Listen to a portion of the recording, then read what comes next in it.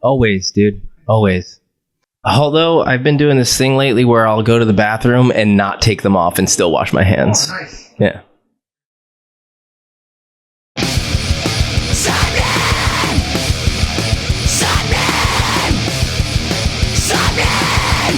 You're listening to Sappenin Podcast. Sappenin! You are listening to episode 329 of Sappenin Podcast, featuring myself, Sean Smith, and my good friend Morgan Richards. Yes, it's me, Morgan Richards, and we're going to celebrate the permanent rebellion of a bomb squad drummer who can play so many styles, it's only worth understanding in a car crash. That doesn't make sense. This week's guest is Tucker Rule of Thursday, LS Dunes, and formerly played a little bit for My Chemical Romance. What a fucking legend in the scene. What a legend in life. He's one of the most beautiful humans we've ever had the chance to meet and befriend. And can I just say what a lovely, beautiful friendship we have created. And every time I see him, it is fun, a laugh, and I fucking love it. Yeah, he literally lights up our rooms every time we see him. He's our favourite jacket-loving McPlant enthusiast and just drum sensation. As you mentioned, we've just befriended him over these last few years with all the connections to the podcast with Stu and Jeff in Thursday, and appearing alongside Frank Iero on this podcast a couple of times since LS Dunes came into existence. But he has such a storied career behind the kit. We've always wanted to do a solo episode with him to dive into his own personal matters and adventures and just what it's like being one of the literally seeing iconic drummers for 2 decades plus. And we finally got the chance to do that as he's been back and forth to the UK and Europe since 2025. That started constantly touring with Dunes and with Thursday, and we got to go to Manchester to sit down with him.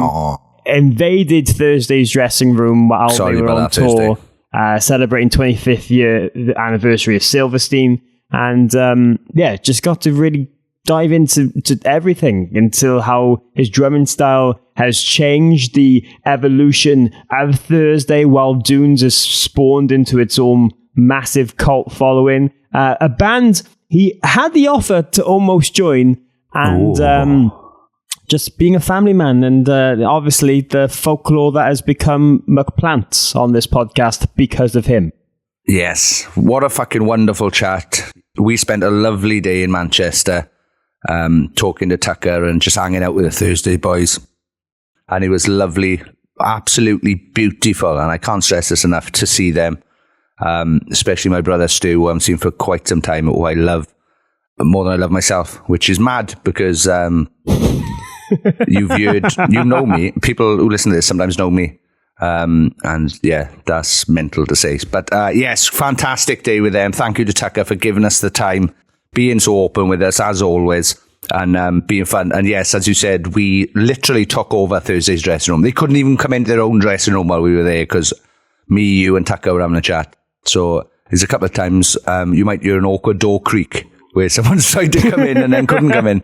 But yeah, what a wonderful chat. What a wonderful human. Nobody deserves the success he's having more than Tucker, I believe. And this was a fucking fantastic chat. I'm looking forward to seeing him again soon. Yes.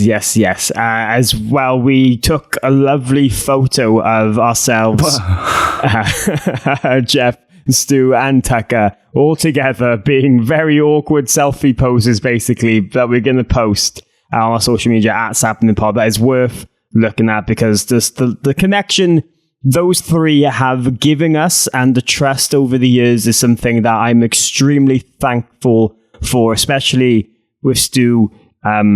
If you haven't listened to episode 54 of this podcast, please go back and listen to it, add it to a playlist or something to get around to eventually, because he trusted us with so much information he's never ever talked about, and it's always worth us thanking for him even 5 years later.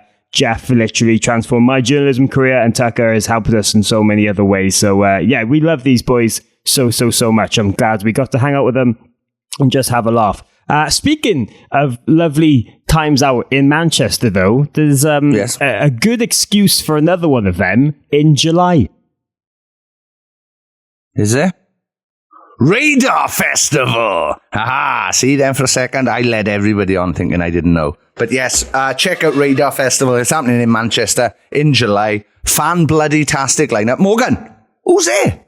Well, you've got the headliners, Under Oath, Carpenter Brute, and Bob Villain.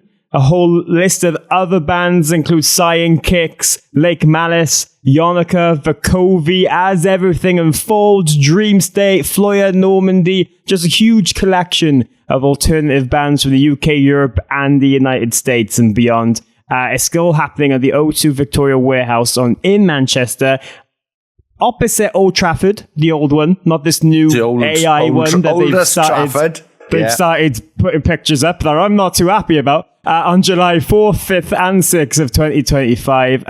Look, this festival, we keep hearing so many stories about it. It's growing to a whole community. We mentioned it on last week's and people have messaged us saying that, like, oh my God, this is one of their highlights every summer, and seems the really community is thriving as well.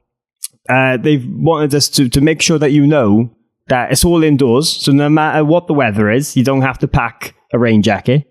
That's good for Manchester, because it's always fucking sad and miserable here, and that's how the Smiths started. Anyway, carry on.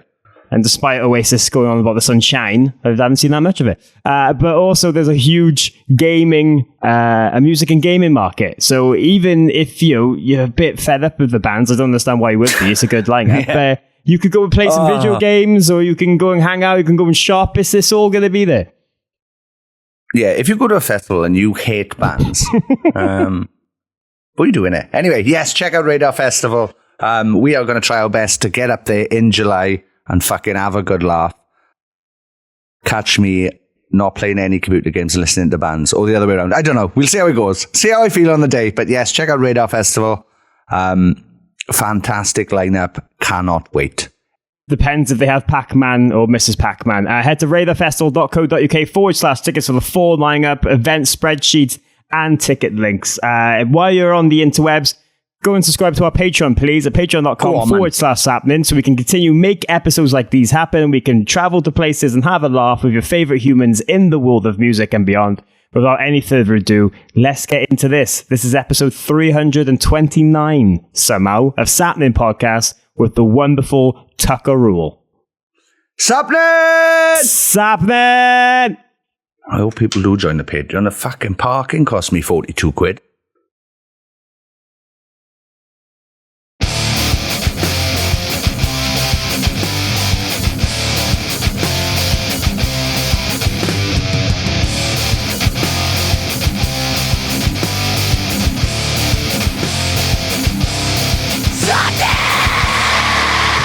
Sappenin. Yes! Joining us right now in Manchester, in his dressing room, so technically we are joining him, I guess, is the brilliant drumlord Tucker Rule. How are you? We put the man chest in Manchester. Nice. How have I been touring for 20 years? I've played Manchester maybe hundreds of times, and I have never ever come up with that. No. I'm trying to picture what a man chest actually looks like. Just like hair, or our just chest, isn't it? Mine's hairier than yours. We're the one that's putting that in there. Yeah, yours is definitely hairier than mine. Yeah. Anyway, yes, first day of your UK tour with Silverstein. You haven't played a show yet, but how's it been up until this point? It's been wild, I'm here. We'll just put it that way. Yeah. As we said before we turned the microphones on, we're just surviving at this point. Literally. And that's a good thing. Survival is good. Well, yeah, we're all here, so that's nice. Yeah. But how are you actually feeling right now? Because you have been on more flights than probably hot meals that you've had in the last week. It's true. Being on the LS Dunes tour for like the whole of the start of 2025, basically. You've been in the UK and Europe. You went home for a little bit and you've come back. Yeah. Well, it's funny because I started this tour with Silverstein on Thursday back in January. And then I went straight to UK with Dunes and Rise Against. And then I went home for 2 days and now I'm straight back here. Like I woke up this morning in the parking lot of the O2 by Manchester United, whatever that stadium is. The Old Trafford. Where I played 2 weeks ago. And I was like, wait a second, I'm not playing here. Like, Yeah. It's I knew exactly where the coffee shop was, It's just that's not too bad, then. Feel fucking crazy, but I'm apparently a world traveler, so Yeah. seasoned, lightly seasoned. Yeah, you've definitely earned your miles these last few Yeah. weeks. Let's just say that. Yeah, get out of here, Tom Lee, sick bastard. So how were the Ellis Doon shows over here? They were really good, a lot of fun, and Rise Against obviously draws a big crowd, and Thursday actually took Rise Against on one of our first tours in the early, I think the year 2000. Wow. Remember that? Y2K? When the internet was invented. And so I've known them forever, and all of the bands that make up LS Dunes have all toured with Rise Against, so it was just like being with your buddies from Did back in the 80s. Did Rise Against thank Thursday for everything they've got? Well, they did shout out every band that makes up LS Dunes on stage, so technically yes. Okay. All right, fair enough. We'll take that. Yeah. But no, I wanted to get into this, right? Because obviously, you've been a touring drummer, you've been in this industry for decades now. But it seems like, if anything, these last few years have been the busiest it has been for you in a while, with Thursday having a resurgence of just popularity, and as well just the launch of Dunes and it becoming its own thing and escalating so much more than any of you thought it might do originally.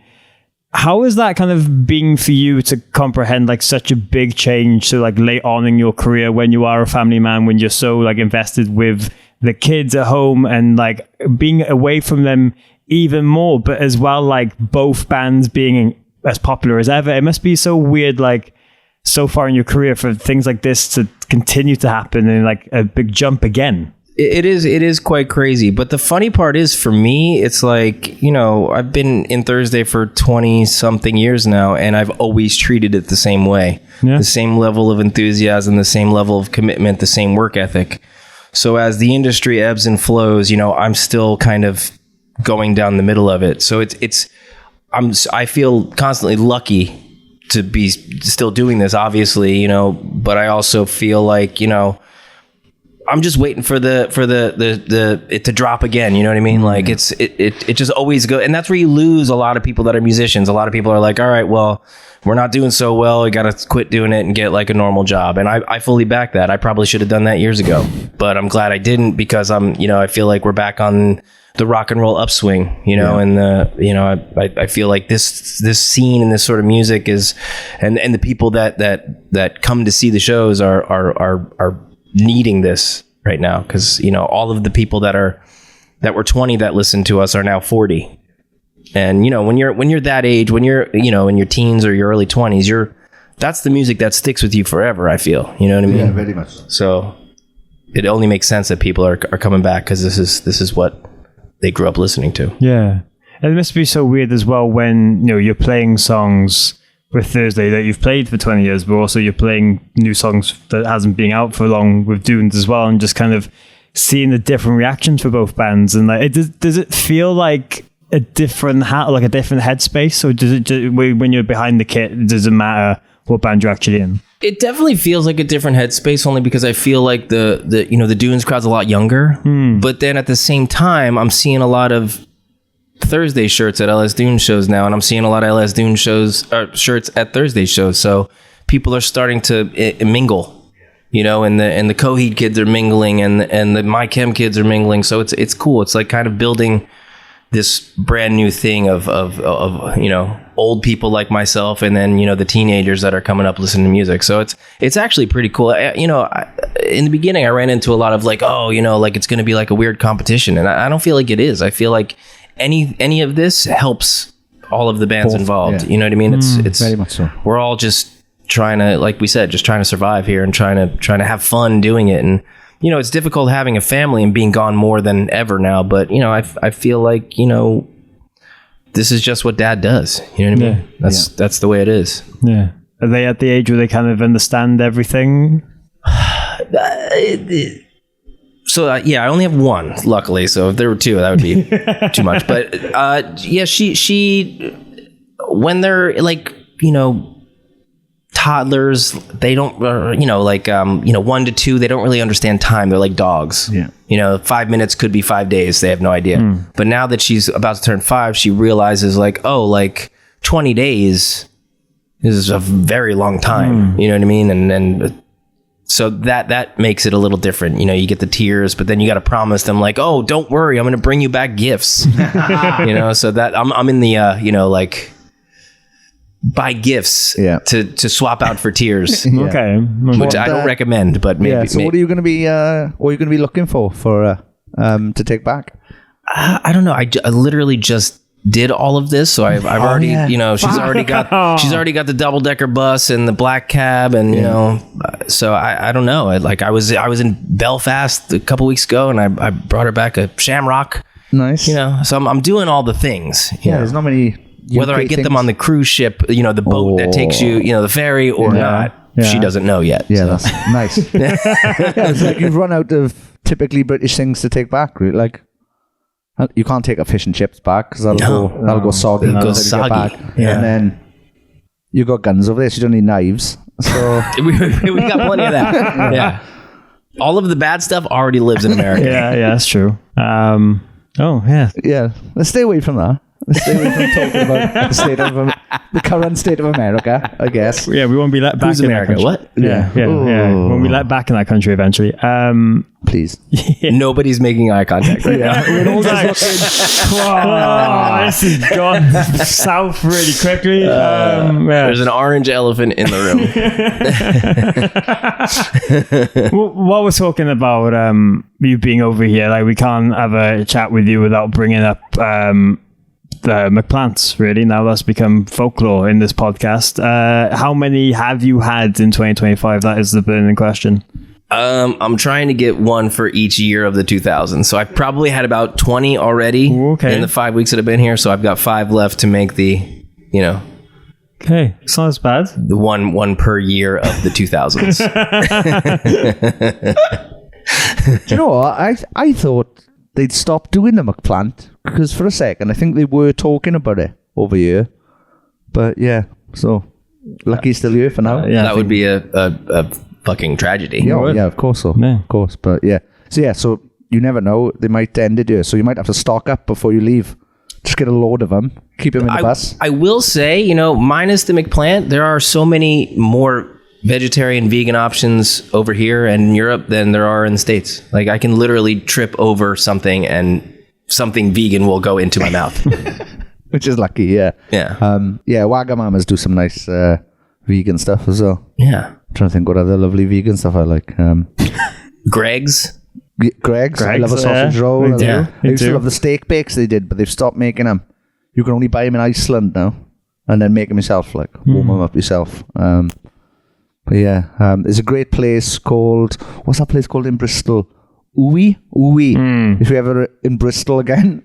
I haven't been in a while. I really like Bristol. Everybody does. It's a very left-leaning city. It's probably the most liberal city in the UK, I guess. Love it there. Yeah, me too. It's fantastic. But yeah, Ooey's another great vegan restaurant. But noted. I'll stop. Stop my vegan recommendation. That's our vegan option section of the podcast out of the way. No, but that's something I just find it such an interesting time for you, because you're in these multiple worlds, right? And they do collide, they do cross over. With there's festivals and cruises and all that where you're playing multiple sets with both bands and everything. But do you have to properly take a step back to think, okay, this is Thursday Tucker, this is Ellis Dunes Tucker, or is it just because both schedules are so hectic anyway, they naturally cross over, and then you're just kind of thinking what makes sense to be where at what time? How do you treat both bands now, knowing that there's a commitment to both? I feel like it's a lot like walking up the stairs. If you start thinking about how your legs are moving up the stairs, you're going to trip. So it's almost better to just kind of be in the moment and be like, all right, today is what band today? Okay, cool. I know these songs, and obviously I play every day, whether I'm on tour or at home. So I'm always, I don't get too far out of shape. So in that way, I'm prepared. it's the mental stuff that's the hard part, the time away and the, leaving one tour to go to another. Because I started, like I was saying before, I started this Silverstein tour in January, and then I played the first 10 shows, and then I had to leave and have a fill-in come and fill in for me, our friend Jeff, with the J. With the J. So that was hard, it's hard for me to sit back and have my baby have another dad. Yeah. You know what I mean? Yeah. So I kind of, it's difficult. So it's back to it. It's better to not think at all. Yeah. You know what I mean? Fair enough. Yeah. If you were to think about lyrics while you're singing, you're going to fucking screw them up. Yeah. It's just, you just got to do it. Yeah. 100%. Yeah. When you had the Jeff, when the Jeff stood in for you, was that your decision, or did you just be like, boys, you need somebody to fill in? When these two things came about, and there was going to be schedule conflicts, I made a list of people that I thought would be good for the gig, Nice. and carry the torch in a way that, honored the band and made the show like I was not there, which is very hard to do for me mentally, to feel like I'm interchangeable, but at the same time, I'm this has a lot to do. It's bigger than me, so, so I kind of like made a list, and luckily our friend Jeff plays in this band Coalesce. He's a great drummer, and he plays in one of Steve's other bands too. So everybody already knows him. And he's a good dude and a great player, so it only made sense. Nice. Did you review any of the footage back to see how Jeff did? I would literally rather put ice picks through my eyeballs. Oh, fair enough. So that's a maybe.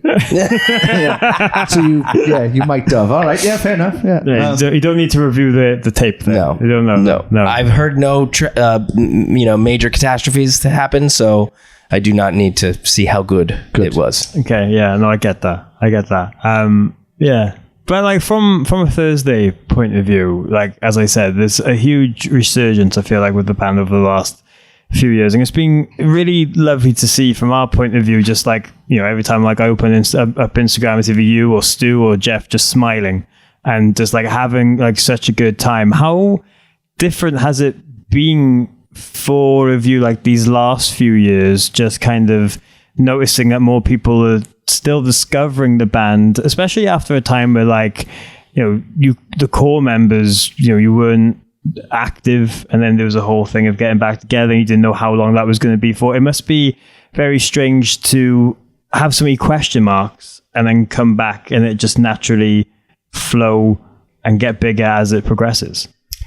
I mean, it's the smiling is a really important part of this, because when we get together, we're all friends, and we all live in different places in the world now. So it's almost like, wow, we get to like hang out with each other and do work. Like that's crazy, and again, seeing people show up and younger people show up and people that are, this is my first show, like not just first Thursday show, but first fucking show ever. You know what I mean? Like that to me, like I remember my first show. I'm sure both of you do. Like that's a huge moment in your like the journey of you figuring out music. You know what I mean? And like, so I think that's why you can look back and see photos of us smiling and having a good time, because it's like nothing really fucking matters. At the end of the day, like the band's gonna play.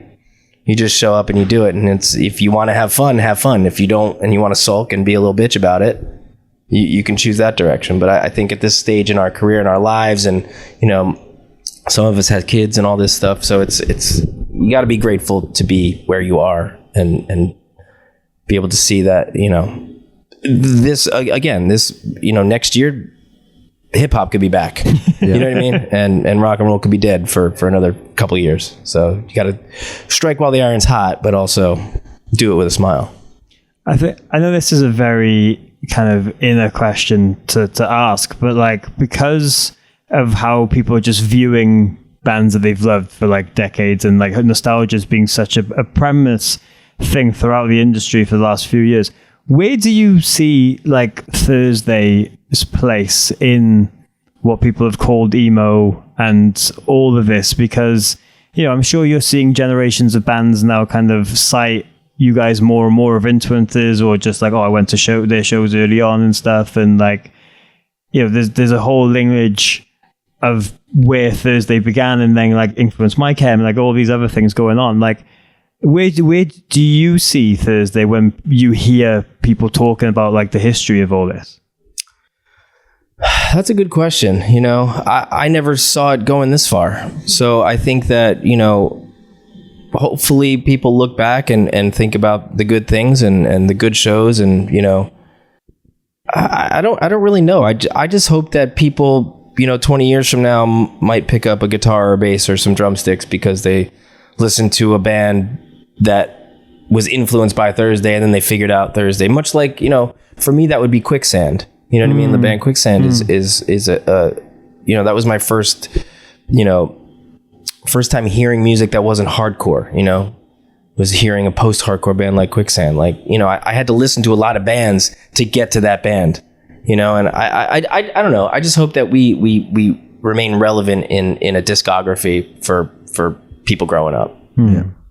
I don't know how you couldn't really, because you have influenced so many. There's thousands of bands who have probably been influenced. Hopefully, all the good bands. Yeah, I was going to say, there's probably the Blackout. You know, you might have influenced some shitty ones as well. So, but that's it's like Dennis Lixon. I know Dennis Lixon hates bands that sound like shit versions of Refused. It's like, fair enough. I mean, I get that, and I totally back that, and I feel that pain. But at the same time, it's like, it's just so cool that something that you do, that you started when you were a fucking kid who had no idea what's going on, has stuck around with people and helped them in their lives somehow, some way. You know, people have become friends because of all of our bands. You know what I mean? And you know, there are people that stand in the queue outside who are like, oh, we met at a Thursday show and now we're best friends. You know, like, that to me is so cool. It goes so much further than the shitty bands or the good bands. And, you know, it goes further. The music is just, it's so cool. Yeah.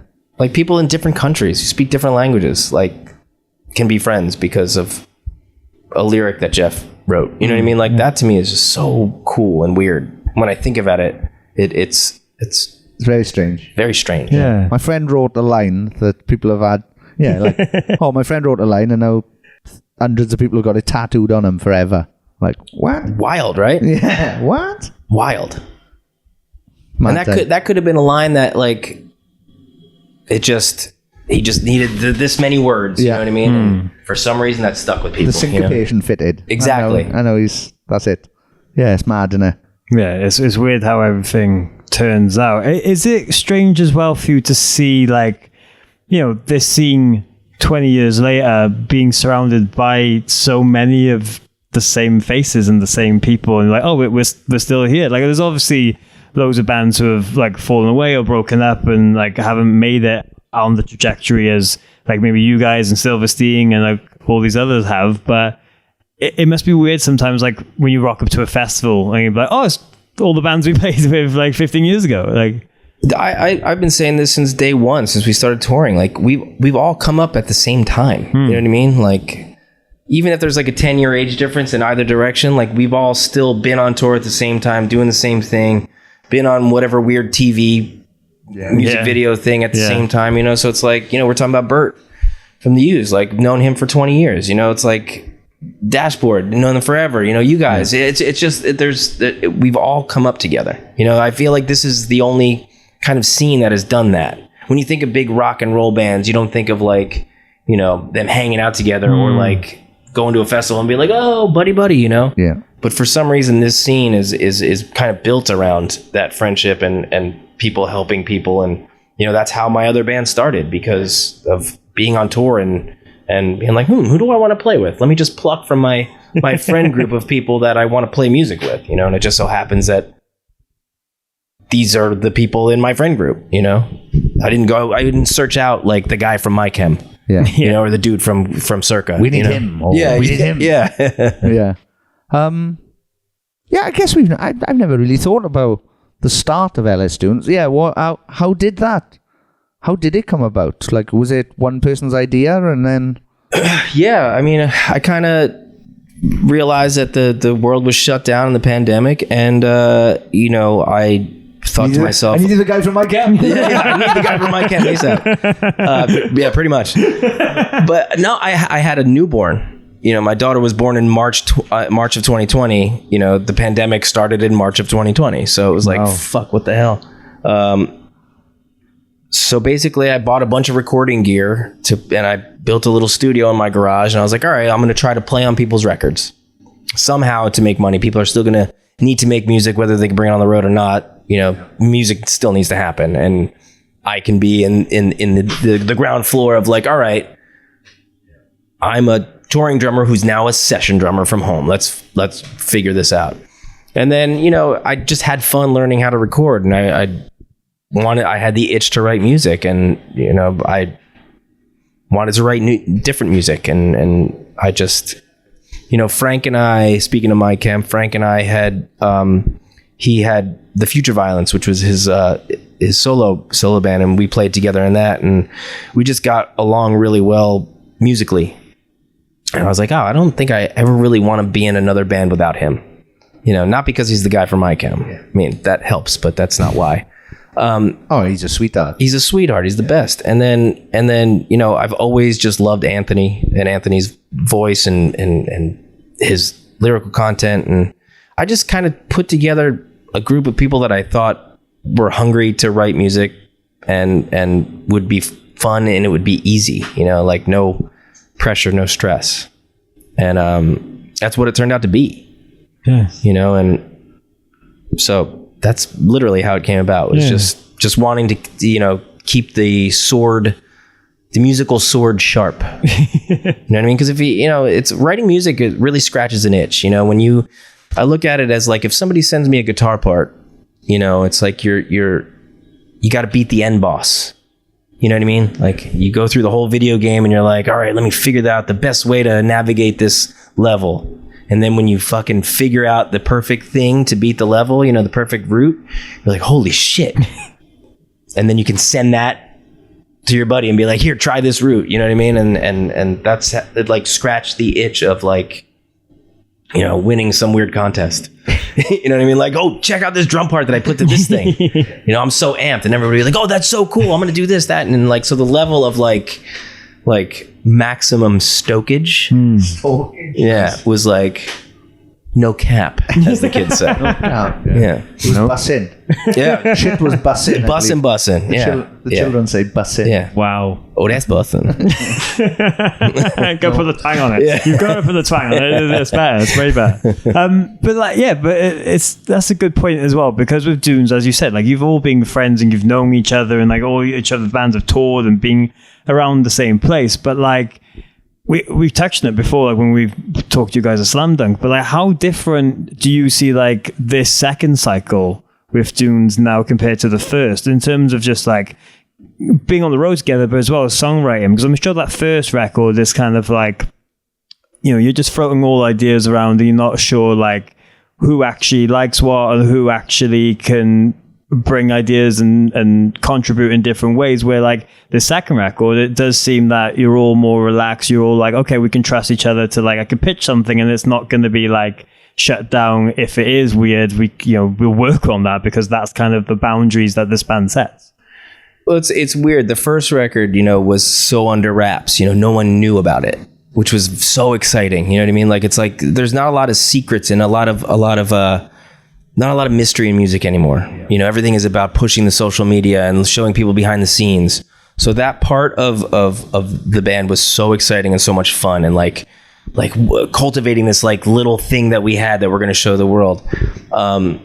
So that was like super exciting. And like you said, we were kind of like getting to know how to write together. But then, once that record came out and we went on tour, we got to live on a fucking shiny tube going down the highway together in each other's spaces and learning each other's like, the ebbs and flow of the day with everybody. You kind of, you start to see people differently, and stuff starts to trickle out, and music starts to happen in a different way than just like sending something to somebody that you have just like stumbled upon, and now you're in a room together You're like figuring it out. You're looking at each other. You're knowing like, oh, I know his face. He doesn't like this part. All right. So what can we do? How can we change that? How can we, make this as malleable as possible and search all the ideas, make sure all the ideas get fleshed out. So I think, once you get to know people in a musical setting, the music can only get better, and maybe for better or for worse. Sometimes people like to experiment too much. Like, oh, let's make a weird record. I don't want to make a weird record. You know why? Weird records, like, people are like, oh, I don't really like that record. I don't want to make a record people don't like. Yeah. Immediate, bang, bang, bang. Let's go. Yeah. Let's make a cool record. So. Yeah. And like we joke about like finding the guy from MyChem, but you said that you and Frank have got this bond, you got this friendship, and you've played in his solo kind of bands and stuff, and you've always kind of been around each other in some way. But I think credit where credit's due, like, as much as Thursday is connected to MyChem through like, Jeff and doing the production of that first record and everything, you spent a while drumming for MyChem, especially during that height of the Black Parade touring period. How was like that for you in terms of stepping into a really big kit, let's say, to fill, but also seeing like the growth and like the popularity of that band from the outside looking in, but still like in those arenas and stadiums and like playing along to it? I mean, I'll be honest. It's when you have this thing and you're doing pretty well, and then your buddies who are influenced by you start to get huge. It's very like, there's a level of jealousy, like oh my God, like, and it's not like a jealousy where you want something bad to happen. That's not it. You're just like, that's crazy. And then you start to get on the team and start championing it. And like when you were saying me coming in playing drums and helping out, like that's just what I was doing. I feel like I'm helping out my friends. They need me and they trust me enough to be on the same stage with them, supporting their baby. Because all our bands are our kids, right? Like this is our thing. This is our job, but it's also our passion.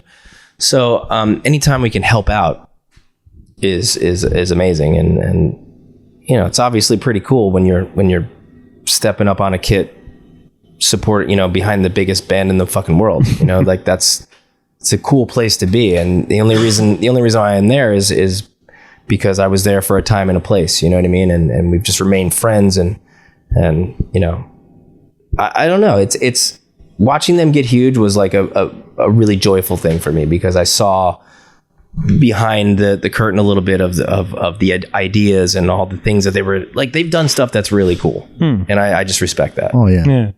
Well, yeah, like, and him personally as well, so how basically how shy and retiring that like they mainly are.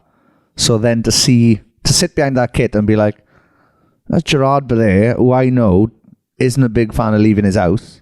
He's just commanding a stadium. What the fuck? Yeah, it's like they turn into like superheroes. You know what I mean? Like that's just it. You're just like, how are you literally like orchestrating this entire room, this entire arena? It's just wild. Some people just have that gift, and that's a band that all four of them have that gift. Yeah. So it's just the perfect storm. Is there any moments in particular you remember from playing those shows and being like, this is unreal, like this is completely different than anything I've drummed for before? Yeah, I mean, I remember I showed up for rehearsal because it was kind of last minute. I was asked to fill in for this tour, and then I was told no because the person that was doing it could still do it. And then the morning of my flight, I got a call and they were like, you have to get on this plane. We need you. So I like literally flew there like in a tizzy. And I landed and we went to a rehearsal, and it was just, me 4 counting into these songs that I had known, luckily. And then when we showed up for the first show, there was a computer on my station. And I was like, what is this? What do I do with this fucking thing? Is this free? Like, yeah, but all of the cues were in this computer. You know what I mean? So it's like, now I'm like hitting, it was easy. I'm hitting space bar. You know what I mean? But still, to me, it's like, you know, I'm 100 years old. Like, what is this brick with keys on it? You know what I mean? Like, no one told me about this part of the gig. So I hit this with a stick, is it? So I hit this computer with a stick. Some weird snare. But that was like a quick learning curve, because I didn't know that, you know, some things were to a metronome and tempo mapped, you know, to change, you know, for lighting cues and all this stuff. I was like, oh shit, like I'm literally driving the train for this show that is basically to a grid. Like, this is way more responsibility than I thought. The money's gone up. Yeah. And then I'm playing and I 4 count into the song, and then fire happens. And I'm like, whoa, there's fire over there. That's hot. And then I'm like, oh my God. And then, you know, I started thinking like, you know, again, getting to where when you start thinking, that's when you trip up the stairs. And it's like, okay, don't think, just play. And you're like, yeah, you're just, at the same time, you're nervous and you're freaking out, but you're trying to take it all in at the same time. I think it's very important to, and anytime my friends have a big show, I'm like, just remember to like take a minute to look around the room and take it in, because you know how it goes. You step up there for an hour and you start the first note, and then all of a sudden you're like, this is our last song. And you don't remember a fucking thing. It's like getting married. No one ever remembers their wedding. You know what I mean? Because you never sit down. You're just going. And oh, yeah. So it's important to like take it in. So I made sure that I would like, you know, like for at least 1 second of each show, I would look around the room and be like, oh my God, this is crazy. Yeah. And then that Gino hits and you're like, oh, yeah, there we are. There we are. Yeah. I dyed my hair black for it too, just to fit the part. You know what I mean? Nice. Well, there was a time period as well where you were doing a lot of session work when Thursday wasn't a thing, just kind of touring with other people and being behind the kit. What was that like experiencing different bands? So you just like stuff with Yellow Card. I'm sure there was like a whole period where you were trying to see different offers and just like who you could go and play with, and like how different your drumming style might be with all that. I you know, first and foremost, I love what I do. I love playing the drums. Like, that's the first thing. But I also, you know, Thursday's our baby, so everything in the interim was a placeholder just to get back to doing what was our baby. You know what I mean? And I'm not taking anything away from those bands. Like, I was there and present for everything, and I loved what I was doing. You know, but it was just like a way for me to keep my career moving until we picked up again. Yeah.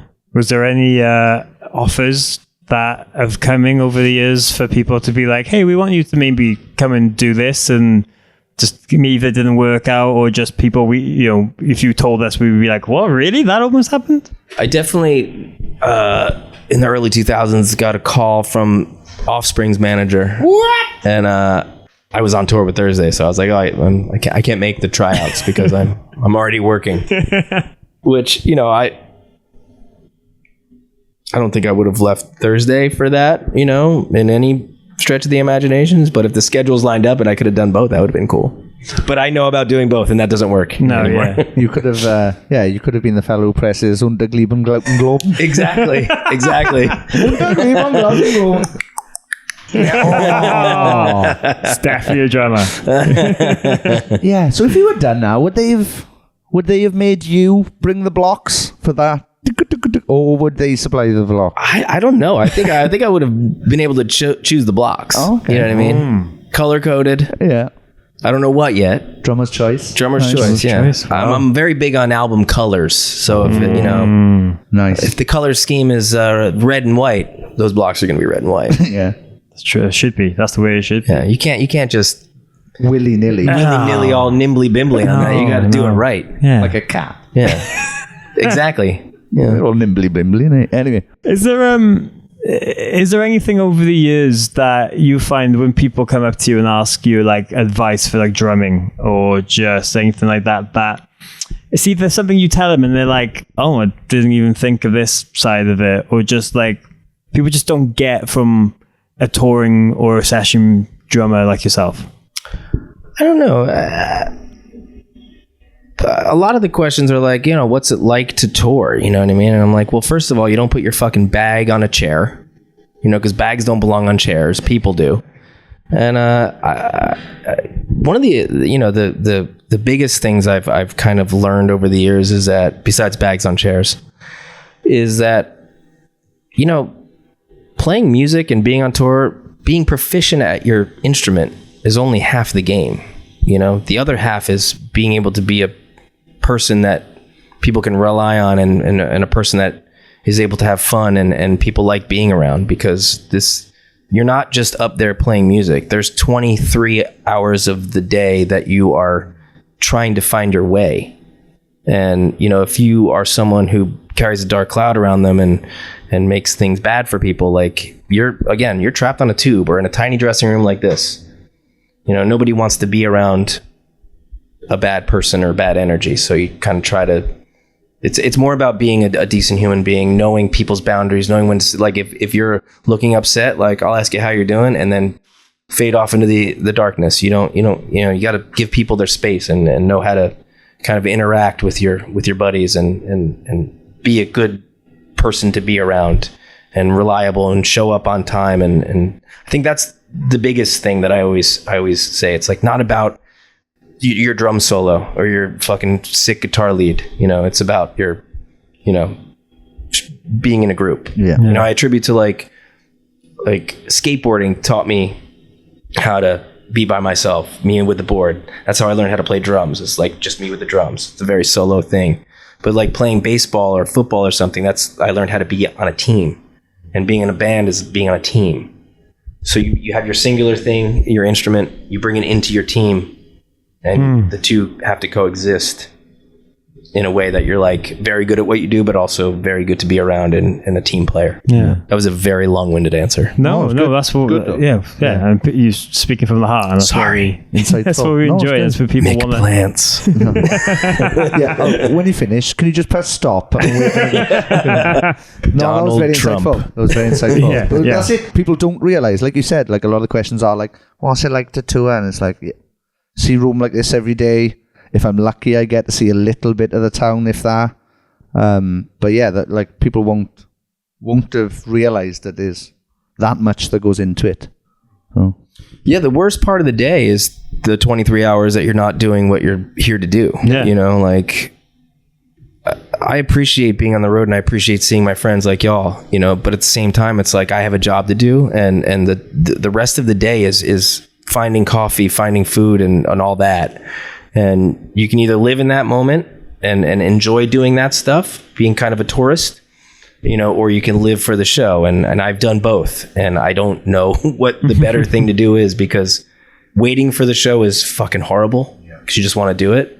But then again, you know, not enjoying the day is also horrible, because you think about like, well, I'm going to be 50 in 4 years. You know, do I want to like spend my day just waiting for the gig, or do I want to spend my day like having a routine and trying to adjust my life to being on the road? Yeah, I think I learned that later on in my musical career, because I got kind of so blasé to touring. It got to the point where like we got to Australia and the rest of my band were like, right, we're gonna go and see Sydney Opera House, and I was like, nah, I'm all right for that. You go and do your tourist stuff. I can look on Google Maps whenever I want. I can go on Instant Street View and drop a fella right outside there on the sunniest day. So I don't need to go and see it now when it's a bit grey. It's like the first time my band went to New York, they were like, oh yeah, we're going to go up the Empire State Building. I was like, boys, it's cloudy. Like, you're going to get up there and see fog, right? And you've queued for ages. I can literally go on the Google, type in view from the top of the Empire State Building. I have a 360 view as well, and it'd be the perfect day for it. Totally. And you can even move the photo to where you see the entire thing. And I don't have to pay for the privilege or queue and then go up 99 floors or whatever mad shit it is as well. But if you don't do that, you're just sitting on Google instead of your phone. Yeah, you know what I mean? And that's what I'm saying. Like later on in life, I was like, fuck. There's me thinking I would be in the band forever and we get to go to Australia forever. And then my band stopped and I was like, piss. I might never get to go to Australia ever again. Perhaps I should have gone to have a look at the... Isn't that fucked though? You're like, man, what if, you know, you were saying before, what if we can't go back to America ever again? You know what I mean? Like, you never know. You never know if you're going to step in front of a bus and get hit by a fucking bus, or, you know, look left when you're supposed to look right. You know what I mean? Or whatever it is here. I can't remember. Minding the gap. Yeah. Mind the gap. There's a lot of that. A lot of minding the gap. Yeah. But that's the thing. Like, people listen to this and some people will be like, what? You get to travel all this. You should be thankful. But like, you do it for so long that like, okay, yeah, you're in Manchester today, but like, How many times have you been to Manchester? Like, how many times, like, so there's days you might wake up and be like, oh, cool, I'm here again. I know exactly where to go. Or it might be like, I'm not in the mood for it today. Dude, some days you're just not thankful. And that's okay. Like, it doesn't make you a bad person to wake up and be like, fuck today. Like, sometimes you're having that day. It would be so false for anyone to think that, like, just because you're not grateful one day means you're a not grateful person. Yeah. You know what I mean? Like, everybody's grateful to be on the planet, you know what I mean? But you just don't always have to acknowledge it, you know what I mean? No, that's very true. That's why I don't like ska. It's because I know ska bands. You can't be happy every day, so stop pretending. No. Yippee. No, reel it in. One of you's sad today, I think. You can't be happy every day, boys. So, yeah, that's why I think I took a dislike into ska early on. If the horn guy is sick, does that mean that the band's not ska? If they don't use the horn guy that night? Whoa. No, I don't know. They're still playing their fake happy songs, aren't they? Yep. As long as you have that But imagine seeing a trumpeter sad. Isn't that like, imagine going to see a ska band. Imagine going to see Les and Jake and whoever plays trombone or whatever silly instrument they've got in them. That, my words, not the words of Tucker Rule, my word, the words of Sean Smith, the opinion of Sean Smith. And yeah, just imagine he's just up there going, like, you'd be a real trombone head to be upset about playing the trombone. Yeah, that's true. That's something completely different. We won't keep you too long because we know you got to get to doing sound checks and getting ready for the show. Something like that. Everything, like, you know, the other parts of the job. But, you know, we've mentioned how, you know, with Dunes is really focused on kind of new music and touring and everything. And Thursday for the last few years has just been playing shows when it's being presented and stuff. But like, you in the last few months, you have actually released and put out new music, which I think surprised everyone, probably all of you, because there was a point where you thought that part of the band would probably never happen again. How did it get to a point of being like, we'll put out a couple of songs? Honestly, I don't know. I think that you know, when you have like a legacy band like Thursday, you know, it's hard to put out new music because you don't want to be remembered for putting out a bad song or a bad record. You know what I mean? If you have this catalog of things that people think are decent, such as a Thursday catalog, you know, you don't, like, the scariest thing to do is put out something that is lackluster. You know, whether you love it or not, that's a different story. Like, we love everything we put out. Every musician loves their latest thing because they believe in it, you know, but that doesn't mean that the people who have followed the band or followed that musician will like it as well. So that's always a scary thing. You don't want to be remembered for like putting out a shit song or a shit record. So ripping the Band-Aid off and putting out a song like Application was a scary thing, you know, and it took us years to do it because we were scared of ruining all of the good that we have done for ourselves. And how did you feel about the reaction of just people? Couldn't be happier. Yeah. Couldn't be happier. I mean, I'm just, you know, I feel like we have a lot left in us and a lot of good stuff like that left in us. And I think this is the jolt we needed to realize that, like, okay, get your head out of your own asses and keep writing the music that you like to write, because, you know, it's not about selling records and all that. It's about having people come to the shows and playing shows and hearing a new song. You know what I mean? We're obviously not getting rich off of putting out a fucking single. You know what I mean? Like, yeah. People are, you know, oh, what are their streaming numbers? You know what? They're not good. You know what I mean? Fuck you. Yeah. Fucking streaming. Yeah. Nah, but yeah. I was sad thinking about streaming. Sorry, guys. You literally saw that in real time as it entered my body. But away from that, man, the legacy's there, and as we've always... That was a sad trombone right there. It's his nickname, Sean Sad Trombone. Sean the Sad Trombone. Don't start that, because cunts listening to this will start calling me that.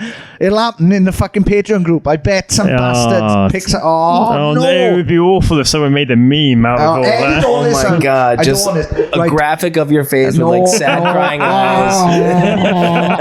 Anyway, where is the weirdest show that you've ever played personally in any band? I mean, I've played shows on ships and boats, and that's just weird. That's very strange. Yeah, and you know, music is meant to be on land, played on land. You know what I mean? On a still floor. Still. Yeah. Fair enough. Yeah. Especially for a drummer, I'm sure that's even weirder. Yeah, I'm sitting. Yeah. It's not even I can brace myself. Yeah. You know what I mean? It's like, what the hell? Just hoping one of Grateful for it. Yeah. Not ungrateful. Yeah. But fuck that. Yeah. just hoping one of the kit doesn't just move without you knowing. And And like, much like the Titanic, you know, we're supposed to be still playing as it goes down. Oh yeah, that's true. yeah. I wonder what happened on the Emo's Not Dead cruise if it's... let's not do this. Let's not wish this into existence. Let's not go into that. Emo would be dead. Be on That's drown. true, yeah. You think these motherfuckers can swim? No. Yeah. Fringes are too heavy when wet, I find. Oh, yeah. I can't get my head above the water. My fringe is too damp. Yeah. It's a lyric in there somewhere. You turn the whole sea black from hair dye. Yeah. Oh, yeah. Miami to the Bermuda Triangle. It's just all black hair dye in the sea.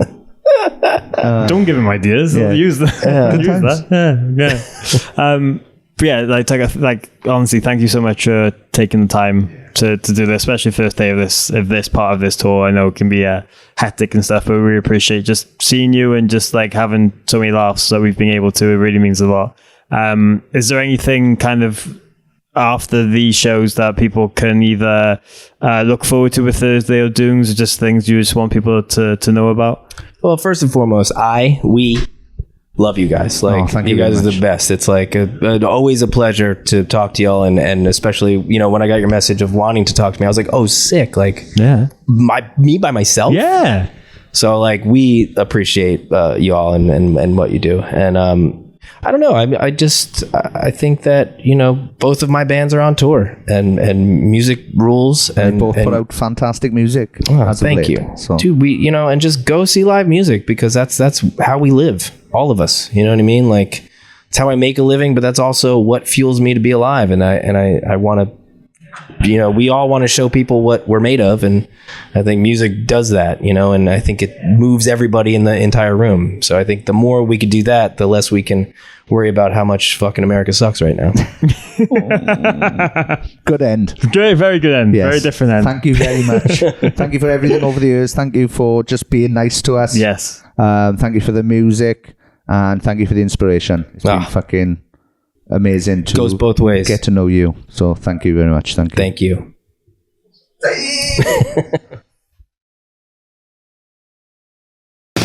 You're listening to Sappenin Podcast. Sorry for the Mexican-ish. I just turned into, but I am very excited because I love hearing Tucker Rule speak. I don't have to see him anymore. I can just hear him speak, and I'm like, I love this man. Well, he's got a wonderful voice. He's got wonderful stories. He's not a bad looking chappy either, especially for a drummer. I'm not throwing any shade at any drummers listening. But He's throwing shade at every drummer that's ever existed. If you're a drummer, fight Morgan. Misfits Boxing, get in touch with us. Morgan versus 20 drummers. He reckons he could take them all because they're too ugly to fight. Oh, imagine being a drummer today having to listen to this. You ugly set of bastards. Morgan Richards' words, not mine. Anyway, carry on, Morgan. We're going to say after... Tell you who I hate, bass player. Guitarists do my... Singers, I hate them. They're all crap, dickheads. Anyway, sorry, go on, Morgan. I'm just trying to say Tucker's a good egg. He's got a lot of good energy, and it's nice to see him enjoying life and being so busy, being back and forward with these two bands, and just the celebratory elements of both of them. You know, Thursday, we never thought we'd get to see them again at one point, and Ellis Dunes is just the craziest mixture of everyone's favorite bands coming together. And it's just good to see them pop up in all these different circumstances. I couldn't believe he had a phone call to potentially be in The Offspring. Yeah, that's mad, isn't it? Yeah, bonkers. Like, yeah, how'd you... Anyway, yeah, it's wild. What a chat, what a guy, what a gig it was as well. It was great to see everybody involved with that show. We made some new friends as well, I think, in Manchester, and we had a good time. So thank you very much to Tucker for inviting us up. letting us wait in the cold for 45 minutes, crying with frostbite. But no, it was wonderful to see him. It was wonderful to see Jeff. We had a chat with Jeff for a while. And to see my brother Stuart was absolutely excellent. And I was chuffed to bits with that. And I can't wait to see him soon. Yeah, Thursday have got such an impact on this podcast in more ways than they've ever known. In Manchester, we took some time to record some podcasts with some other people involved in that gig. That's all I'm saying. If you want to find out who sooner than anyone else, Gallagher. head over to our Patreon page at patreon.com/Sappenin. Over there, you get all the exclusive news on everything going on with this podcast, Sean's bands, just things in the industry I've been up to and seen. And there's a whole community of people who encourage each other to meet up at gigs, go to festivals, have a good laugh. You get introduced to new music, to memes, and you just make a new best friend. So it's totally worth the subscription. Patreon.com/Sappenin. You never know. We might get to tell you some extra stuff about, say, Radar Festival in July as well. But maybe I've said too much. radarfestival.co.uk/tickets for all the information there. And maybe you can keep an eye out on something soon. But if you head to the description of this and every episode, there's loads of names that we do thank. And as always, wait there. We could. Oh, also, if you join our Patreon, you never know. You could end up getting a job, because that's happened lately. I ended up getting somebody a job. It did. So that's fantastic. Can't get myself paid enough by the Patreon, but can get other people life jobs. So that's good. Join up our Patreon, patreon.com/Sappenin. Carry on, Morg. If you head to the description of this and every episode, there's loads of names that we thank. But as always, Sean's going to give them a whoosive shout out to the members in our elite tiers.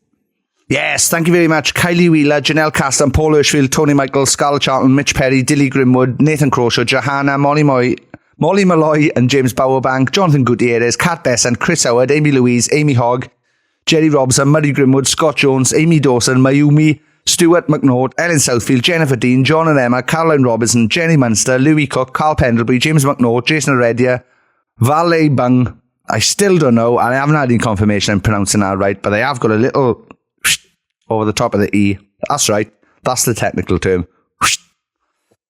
Thank you very much. Martina McManus, Span, Thomas O'Neill, International Women's Day of Rock, Nothing Minor play the Green Rooms tomorrow, March the 8th. We've all missed that. Thank you very much. Dan Peregrine, Kalila Keane, Emily Perry, Adam King of the Goss Parslow, Lambda Lee Martin, Fraser Cummins, Laura Russell, Josh, my missus just found out I replaced our bed with a trampoline, she ate the roof crisp, Connor Lewins, and Kyle, King of the Sloth Smith. That was his words, not mine. I didn't call him that. Also, congratulations to Kyle Smith on the weight loss, because he's doing very, very well lately. He's been gymming it like a fucking mad fucker. So, well done. Another technical term.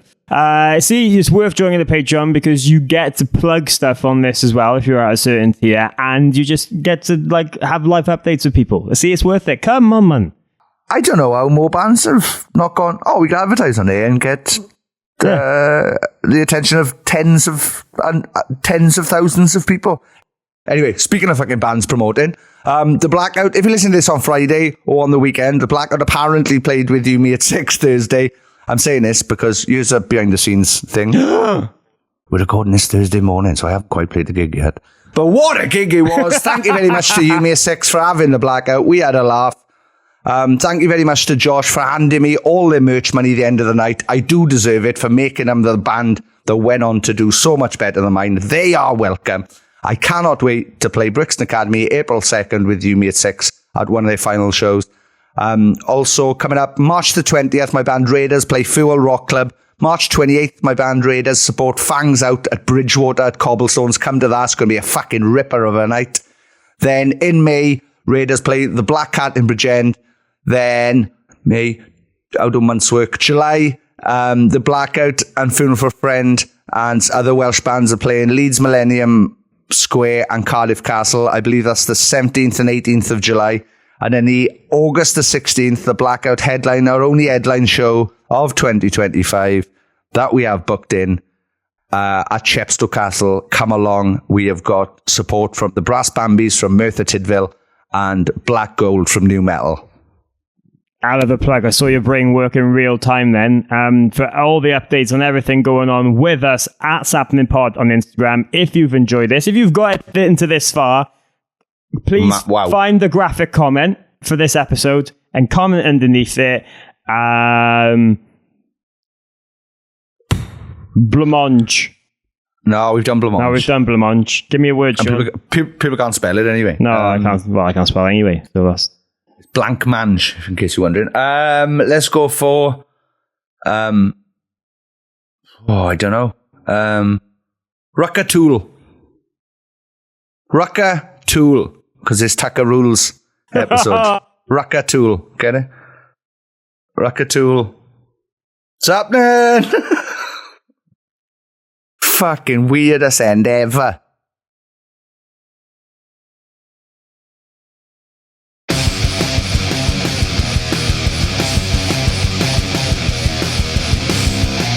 You're listening to Sappenin Podcast with Sean Smith and Morgan Richards. Thank you very much for downloading this podcast or streaming it, or I don't know what else you do with podcasts. Thank you very much.